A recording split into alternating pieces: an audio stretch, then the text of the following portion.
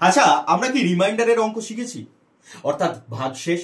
দেখো তো, এই একটা অঙ্ক 85, 87, 97, 91 এদেরকে ভাগ করতে বলছে আমাকে 100 দিয়ে। এটা কি সম্ভব? হ্যাঁ সম্ভব, এক লাইনে সম্ভব, মেন্টালি ক্যালকুলেশনে সম্ভব। দেখো এর মধ্যে লুকিয়ে আছে দুটো 5 আর একটা 4, অর্থাৎ এটা দিয়ে আমি ভাগ করছি। একবার উপরে তাকিয়ে দেখো, এর মধ্যে একটা 5 আছে, এখানে একটা 5 আছে, আর 96 এর মধ্যে একটা 4 লুকিয়ে আছে, লুকিয়ে নেই? তাহলে যাকে ভাগ করছি তাতেও রয়েছে একটা, দুটো, তিনটে, অর্থাৎ 5, 5, 4। আর যাকে দিয়ে ভাগ করছি তার মধ্যেও রয়েছে 5, 5 আর 4। ভাগশেষ থাকবে? থাকবে না, অর্থাৎ রিমাইন্ডার 0।